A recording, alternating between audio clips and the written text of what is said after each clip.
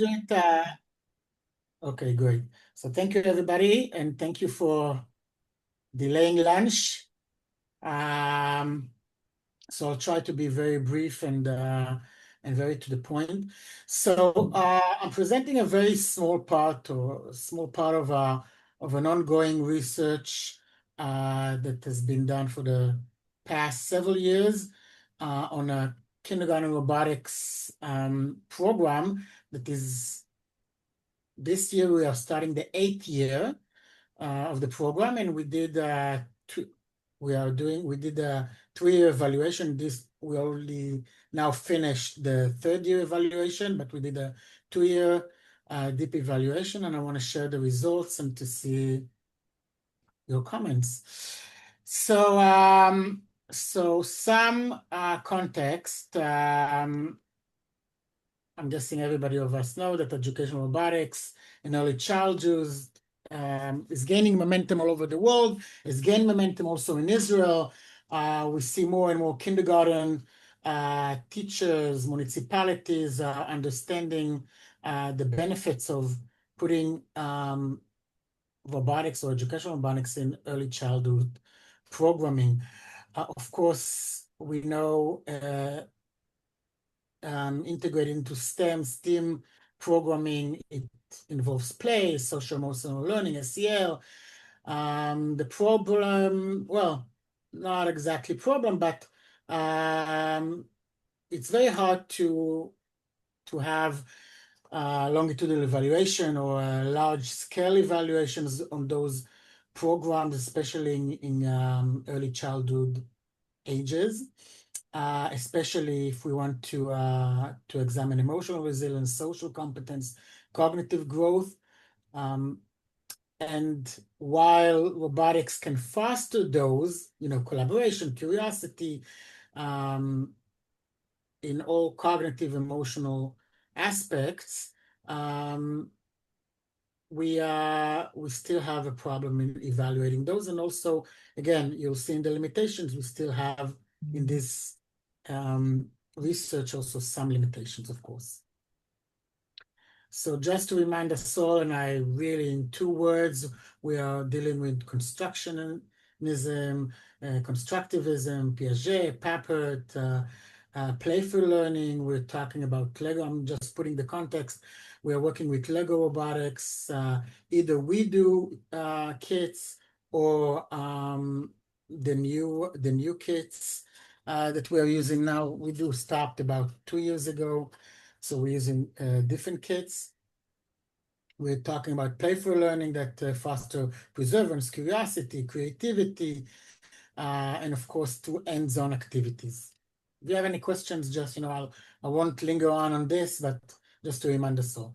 So as I said, these days, educational robotics in younger kids, either we do 2, which again, Lego stopped or discontinued that specific kit. They're doing now Spike Essential, or the Spike Lego kits, but we're using the Essential for early childhood, and it's physical construction with block-based coding, supporting cognitive and social skills, and of course, robots as mediators encourage collaboration and social emotional growth, because we do work in small groups.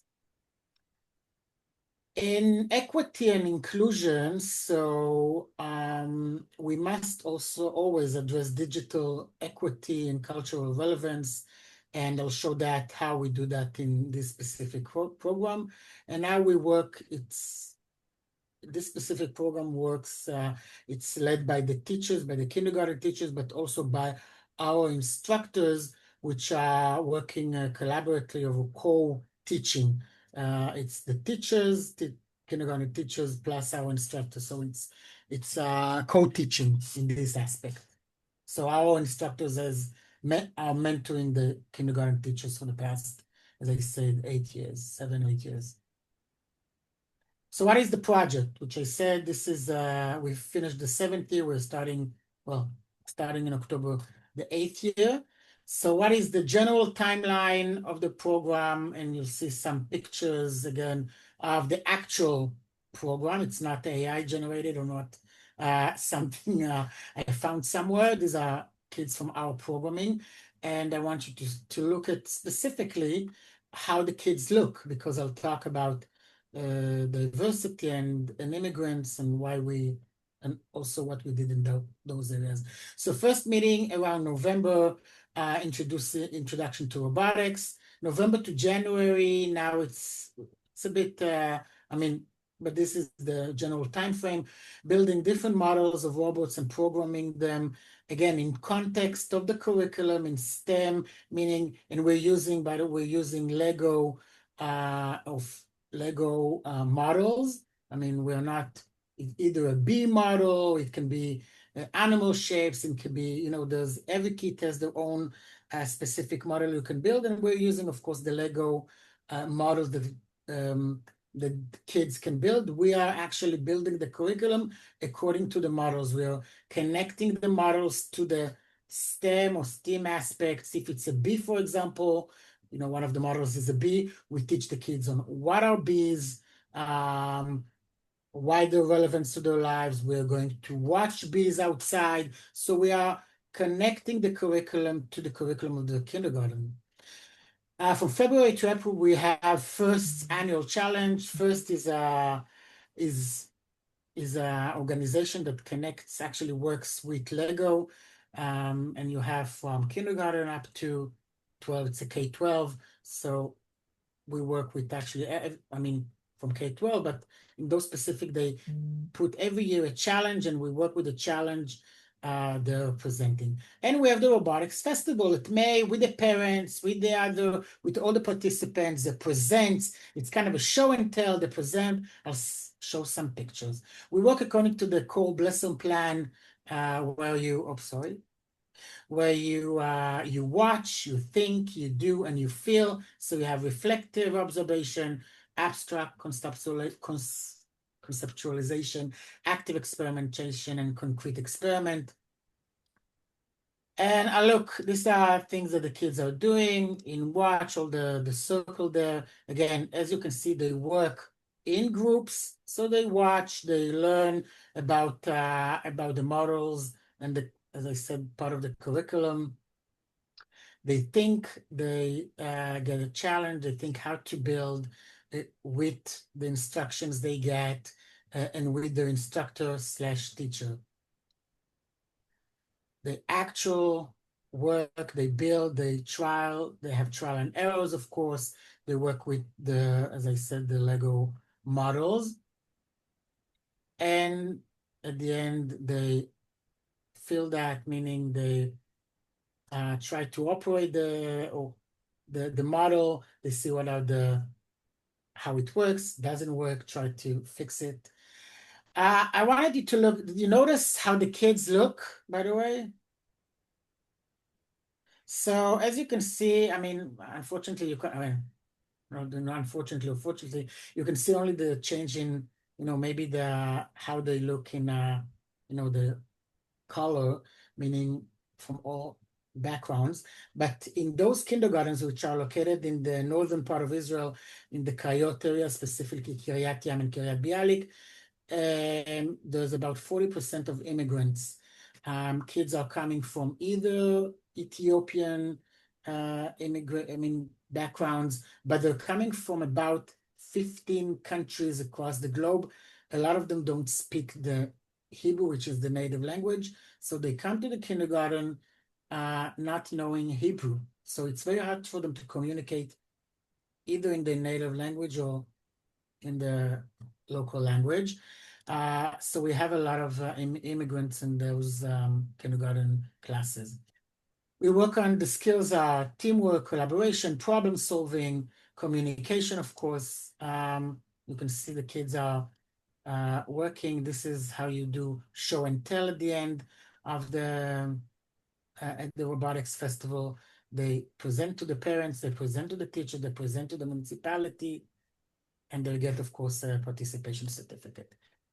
And the models, they present the models in the annual topic. Again, I'll go ahead. Those are the core question of the research. So I wanted to check either developmental impact, to what extent The participation in Lego-based robotics foster emotional, social, and cognitive development with those kids, and to check the equity and implementation, meaning gender and immigrant background on the quality across sites, because we did it in several kindergartens and one elementary school class.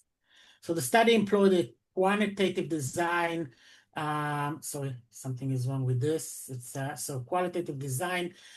These are the participants. In 2 years, we did 2 phases, 2023, 2024, 287 kids, 5 and 6-year-olds. First year, 129 kids. Second year, 158 children, came from both veteran Israeli and immigrant family.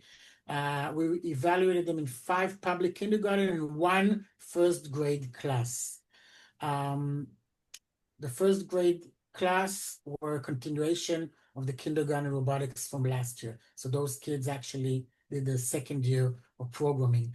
The intervention, as I explained, Lego educational kit, we do, or Spike, depending on which year. The goal was to foster emotional resilience, social competence, and cognitive curiosity to structure robotics activities. And the teachers, of course, received training and ongoing professional support. As I said, they were co-mentors to the groups. Instruments were developed from private research, 19-item Likert scale questionnaire, administered pre and post intervention. Of course, not the kids didn't fill out the questionnaires. It was teachers rating, part of the limitations. They ranked the kids at the beginning of the program, and they ranked the kids at the end of the program in relations to the program itself. The domain that assessed were emotional, social, and cognitive domains. And we did separate analysis for each year and site and compared the gender and immigrant background to test equity and inclusivity. So key findings. This is year 1. Again, not the year 1 of the program, but the year 1 of the research. So in the emotional domain, persistence in challenges, these are the t-tests that compared the post and pre. We saw a rise in persistence in challenges for all kids. Coping with failure. This is again one of the aspects in emotional domain. Coping with failure was much better than the beginning, and motivation to learn new things. In social domain, the social interaction, we had a large effect. The Cohen effect was a large effect. Again, from all the questions that we, or the not the domain, the skills that we, sub-skill that we examined. In cognitive domain, the problem solving had a large effect. Curiosity and communication showed significant gains, but much less than those. The problem solving aspect was much higher.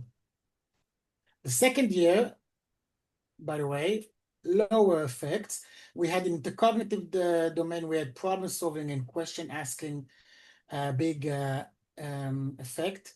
The other domain, because the baseline score were higher, meaning the pre-questionnaire, so we couldn't see a lot of gain. You know, there's a kind of ceiling effect, so we didn't see any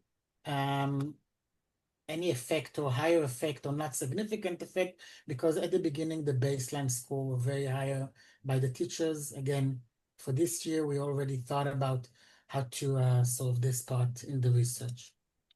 In the equity and site level results, and again, this is only small part of the research, the equity notes significant gender differences. That was very interesting to see. No significant male and female, girls and boys, significant in robotics, which is very encouraging.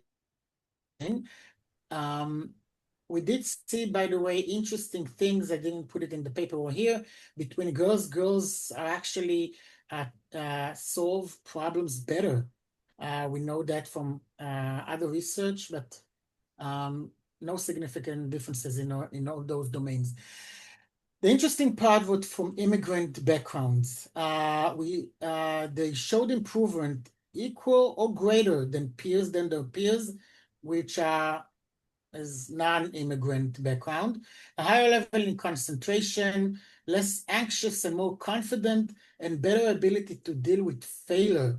And that's very interesting. It's apparently helped them, again, build resilience. If you look, less anxious, better ability to deal with failure, build resilience. Again, we did some very small qualitative aspect. We did do observations on the students, on the kids. We did talk with them and the teachers, and it was amazing to see how it improved the communication skills. Again, a lot of them didn't speak Hebrew, so they communicated through the robots and through the tasks themselves. Very interesting.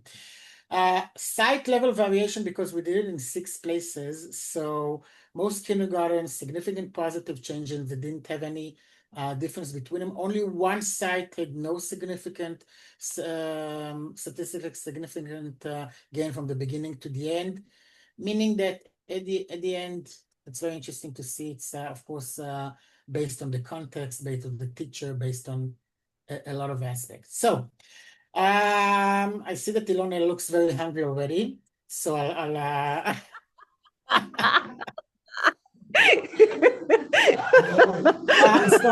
I'll try to finish. So the study suggests that the role of Lego-based robotics in early childhood is an enhanced one. It fosters and can foster meaningful gains. At least I woke up the workshop.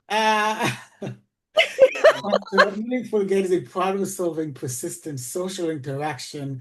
We know that from the past, research showed that, but the fact in other domains, again, emotional regulation, motivation are less consistent. By the way, as we progress with the program, we see that as when kids are more exposed to technology, maybe again, those here, maybe Rinat and Dan and those are Israelis, and I know Rinat, you live, not far from the Kayot, so yeah, I probably you know the population. So when you expose those kids, which again, I'm generalizing now, but coming from background which your parents are working most time of the day, again, relates to immigrant families, and kids are not exposed to those kind of technologies, especially at a younger age, are very excited, motivated to the first year they're exposed.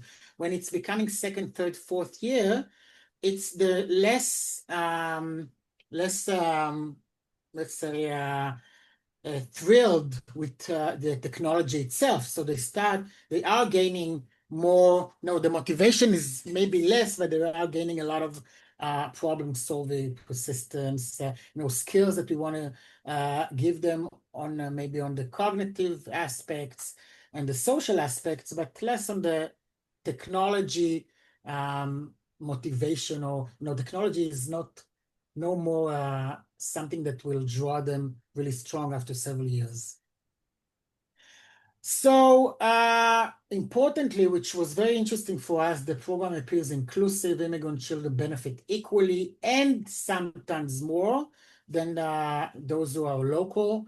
The potential for reducing inequality is amazing, again, through technology. Outcome varies across sites, highlighting teachers' training, implementation quality. Local context, of course, is always stronger. We know that all the programming are context based. But we do see that robotics emerges as also a valuable context-dependent tool. But again, in some cases, not all cases, it's a context-dependent tool. Finding a line with culturally situated platform, STEM learning, support prior evidence on Lego robotics and motivation, and of course also social robotics, which I'm sure Rinat and Ilona and Dan can testify on their own research and other research which talks about very similar things. Of course, constructivist and constructionist principles, which talks about building knowledge and social collaboration and building our social aspects. That's it. I think this is kind of repetition, but suggests for potential for equity in early STEM and, of course, in early education. I am a strong believer in putting STEM and technology, especially robotics, in early childhood programs. I don't think a lot of countries in general. If you look at how you integrate STEM and technology into curriculum, you start maybe a lot of countries start to do it in middle school. I know that in Israel it kind of started in high school, lower to middle school. Elementary is kind of yes and no. I don't know. It's kind of depends on who you're asking. But in Israel now, this year this year we have the STEM years, so everybody is obligated to do it.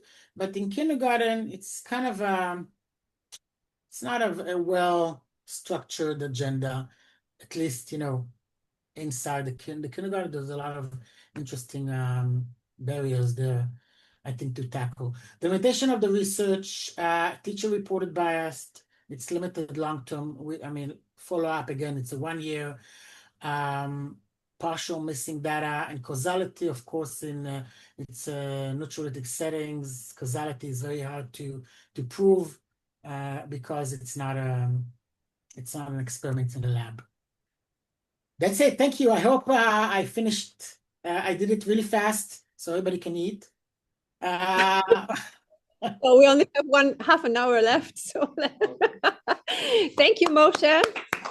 Thank you. Presentation.